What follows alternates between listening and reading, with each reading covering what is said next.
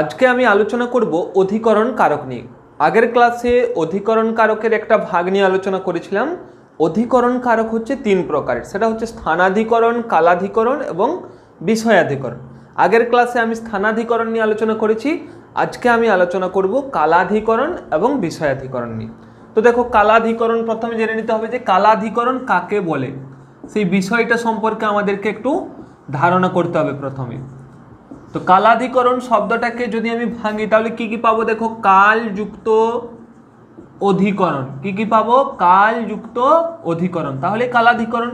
তাহলে এই কাল শব্দের অর্থ কি? কাল শব্দের অর্থ হচ্ছে সময়, অর্থাৎ যে সময়ে ক্রিয়াটি অনুষ্ঠিত হয়। কাল শব্দের অর্থ কি?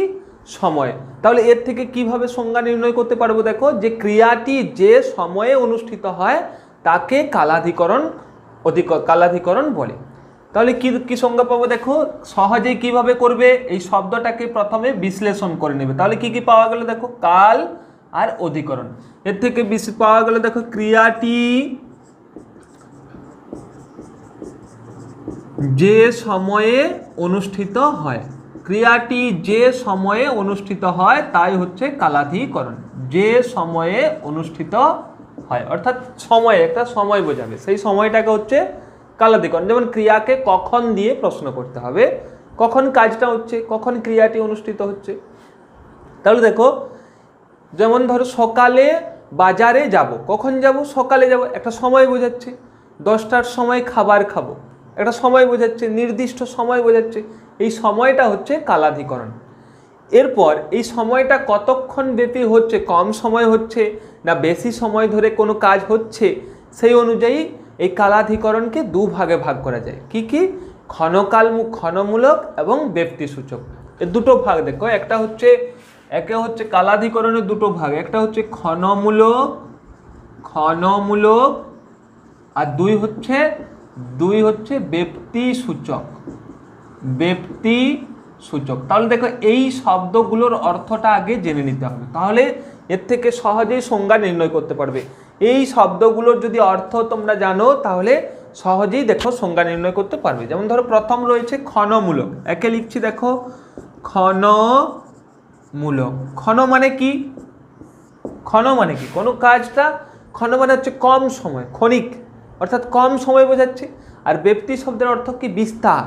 অর্থাৎ ক্ষণমূলক মানে কি? যখন ক্রিয়াটি কম সময়ের জন্য অনুষ্ঠিত হচ্ছে, ক্রিয়াটি যখন কম সময়ের জন্য অনুষ্ঠিত হচ্ছে তখন তাকে ক্ষণমূলক বলে। ক্রিয়াটি অল্প সময়ের জন্য অনুষ্ঠিত হলে অল্প সময়ের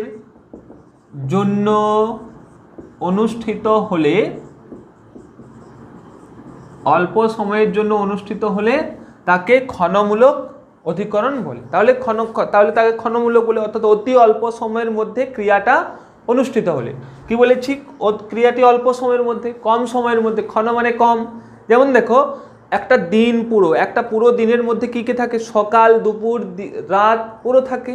এর মধ্যে এটাকে দেখো, সকাল, দুপুর, রাত নিয়ে তো পুরো সময়টা হয়। আমি যদি বলি সকালে বাজারে যাব, আমি একটা উদাহরণ নিলাম যে সকালে বাজারে যাব, তাহলে দেখো পুরো দিনটার মধ্যে শুধুমাত্র সকালটাকে বলছে, অর্থাৎ একটা কম সময় বোঝাচ্ছে। আর যদি আমি পুরো দিনটাই বলি তাহলে কি হচ্ছে?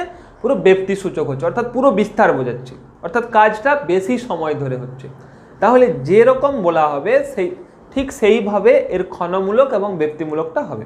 তাহলে দেখো, আমি যদি সকালের মধ্যেও আবার কোনো একটা নির্দিষ্ট সময় বলি, যেমন ধরো একটা সকাল মানে ধরো দুপুর 12টা পর্যন্ত, দুপুর 12টার আগে পর্যন্ত সেটা সকাল হিসাবে ধরা হলো, ধরো সকাল হিসাবে বলা হলো।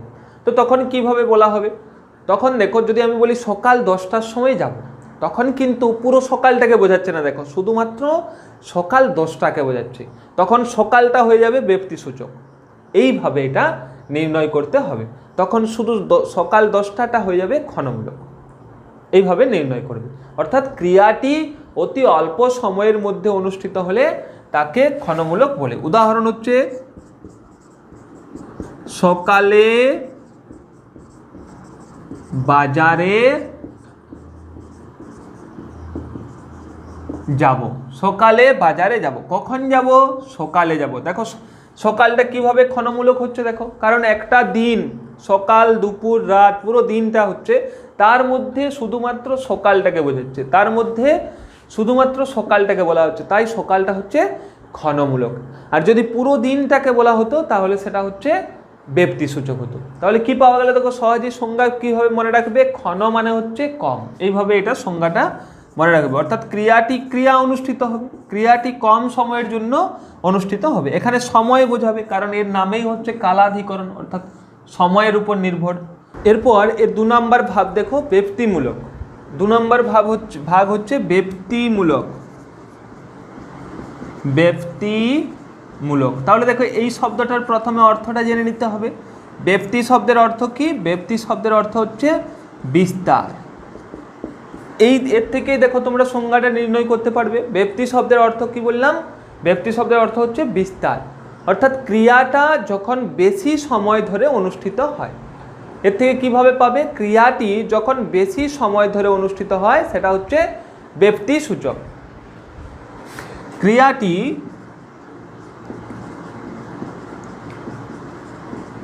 বেশি সময় ধরে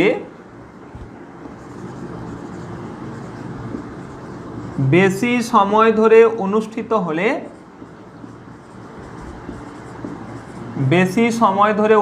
হলে, তাকে ব্যক্তিমূলক বলে, তাকে ব্যক্তিসূচক।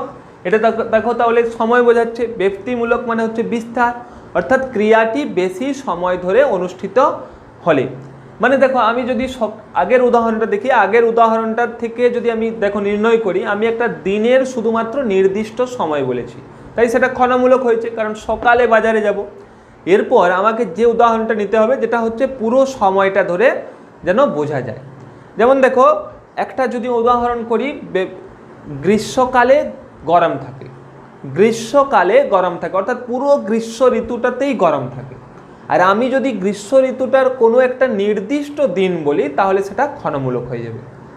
কিন্তু কোনো একটা নির্দিষ্ট দিন তো বলছি না, আমি বলছি পুরো গ্রীষ্মকালে, গ্রীষ্ম ঋতুতে গরম থাকে, অর্থাৎ গ্রীষ্মকালে গরম থাকে।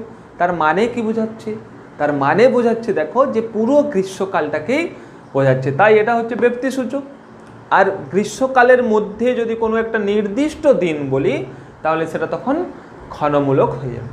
তাহলে দেখো উদাহরণ, গ্রীষ্মকালে গরম থাকে, গ্রীষ্মকালে গরম থাকে। তাহলে দেখো প্রশ্ন করো, ক্রিয়াকে প্রশ্ন করো, কখন গরম থাকে? গ্রীষ্মকালে গরম থাকে। এটা এই কালাধিকরণ নির্ণয় করা যাবে সহজে, ক্রিয়াকে কখন দিয়ে প্রশ্ন করতে হবে। আর স্থানাধিকরণটা হচ্ছে ক্রিয়াকে কোথায় দিয়ে প্রশ্ন। তাহলে এটা যখন কম সময়ের জন্য অনুষ্ঠিত বোঝাবে তখন ক্ষণমূলক হবে, আর যখন বেশি সময়ের জন্য বোঝাবে তখন ব্যক্তিসূচক হবে। ব্যক্তি শব্দের অর্থ যেহেতু হচ্ছে বিস্তার, তাই দেখো ক্রিয়াটি বেশি সময় ধরে অনুষ্ঠিত হচ্ছে। এরপর হচ্ছে অধিকরণ কারকের 3 নম্বর ভাগ দেখো। 3 নম্বরের মধ্যে কি ছিল? বিষয়াধিকরণ। অধিকরণকে 3টে ভাগে ভাগ করা যায়, তো তার মধ্যে ছিল হচ্ছে আরেকটা হচ্ছে দেখো বিষয়াধিকরণ। বিষয়াধিকরণ মানে কি? কোনো বিষয়কে অবলম্বন করে যে ক্রিয়াটা অনুষ্ঠিত হবে। শুধুমাত্র বিষয় নয়, এখানে দুটো জিনিস মনে রাখবে। একটা হচ্ছে ক্রিয়াটা কোনো বিষয়কে অবলম্বন করে হবে, না হলে কোনো ভাবকে অবলম্বন করে। ভাব অর্থাৎ গুণবাচক। তাহলে দেখো এর থেকে সংজ্ঞা কিভাবে? বিষয় অর্থাৎ বিষয়ের উপর গুরুত্বপূর্ণ। যেমন ধরো ব্যাকরণ একটা বিষয়, বা জ্যোতিষবিদ্যা একটা বিষয় বোঝাচ্ছে, বা ধরো বাংলা বিষয় একটা বিষয় বোঝাচ্ছে, ইতিহাস ভূগোল এরকম কোনো বিষয় বোঝাবে, বা ভাব যেমন দুঃখ সুখ এরকম ভাব বোঝাবে। তাহলে দেখো বিষয়াধিকরণ, ক্রিয়াটি যখন কোনো বিষয়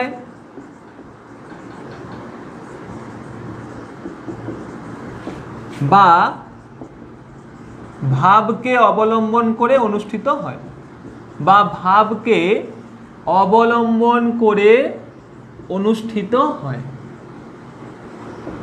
মানে এদের উপর নির্ভর করে অনুষ্ঠিত হয়। ক্রিয়াটি যখন কোনো বিষয় বা ভাবকে অবলম্বন করে অনুষ্ঠিত হয়, একে আশ্রয় করে অনুষ্ঠিত হবে। কোনো বিষয় মানে কি বললাম দেখো, যে সে ব্যাকরণ শাস্ত্রে পণ্ডিত। দেখো ব্যাকরণ হচ্ছে একটা বিষয়, সে কোথায় পণ্ডিত? ব্যাকরণ শাস্ত্রে। কোনো বিষয়ের উপর গুরুত্ব বোঝাবে।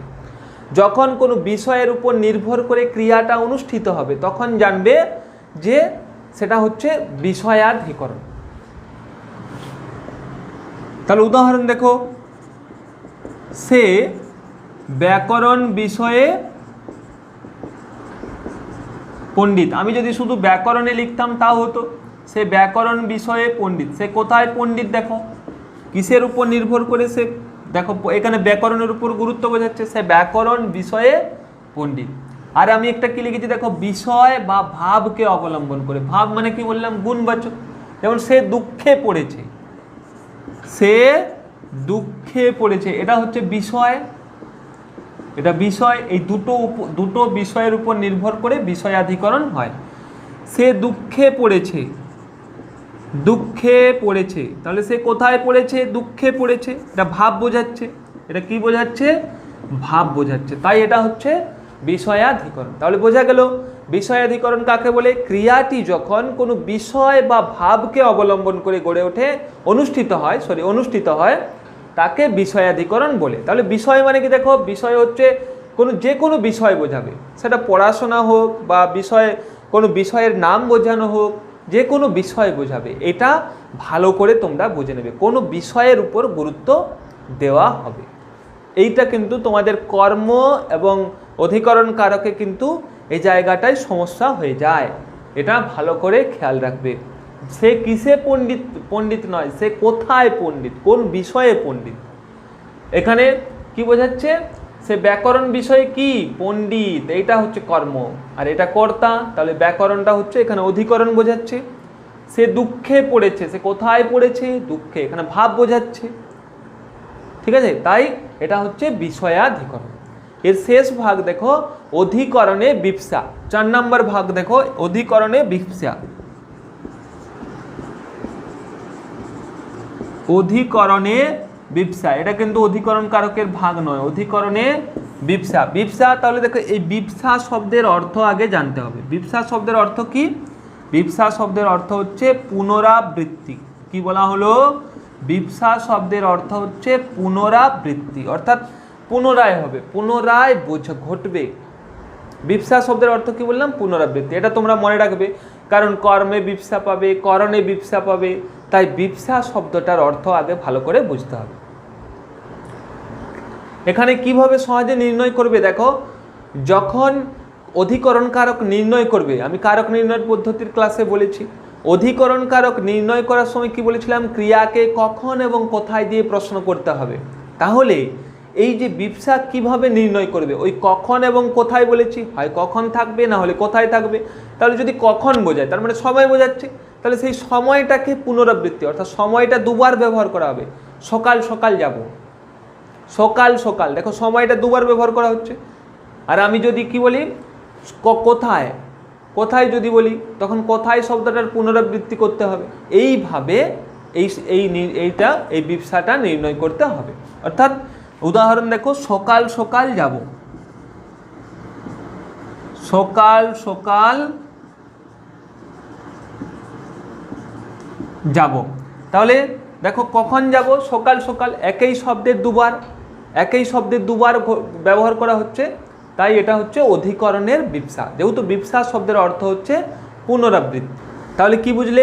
অধিকরণের বিপসা হচ্ছে কখন এবং কোথায়ের পুনরাবৃত্তি। তাহলে এখানে দেখো লিখেছি, সময়টা লিখেছি, এরপর কোথায় যখন লিখব তখন কি উদাহরণ হবে দেখো, গ্রামে গ্রামে জল নেই। কোথায় জল নেই? গ্রামে জল নেই। এরপর যদি আমি গ্রামে গ্রামে বলি, তার মানে সব গ্রামকে বোঝাচ্ছে এবং একই শব্দের দুবার ব্যবহার করা হচ্ছে। তাহলে দেখো, গ্রামে গ্রামে জল নেই, গ্রামে গ্রামে জল নেই, গ্রামে গ্রামে। তাহলে যখন একটা যদি গ্রামে থাকতো তাও অধিকরণ হচ্ছে, কিন্তু যখন একই শব্দের দুবার ব্যবহার করা হবে এবং সেটা যদি কখন এবং কোথায় বোঝায়, তাহলে কি লিখবে? অধিকরণের বিপসা। তাহলে কি বুঝলে? বিপসা শব্দের অর্থ হচ্ছে পুনরাবৃত্তি।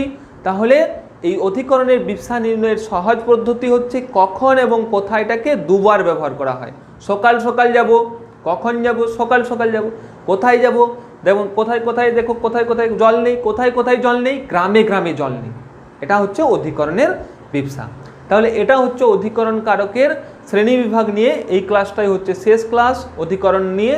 আগের ক্লাসে আমি আলোচনা করেছিলাম অধিকরণের একটা শ্রেণীবিভাগ নিয়ে, আর আজকে অধিকরণের বাকি শ্রেণীবিভাগগুলো নিয়ে আলোচনা করে দিলাম। কারকের এরকম যদি প্রতিটা ক্লাস তোমরা দেখতে চাও তো চ্যানেলটাকে অবশ্যই সাবস্ক্রাইব করে রাখবে।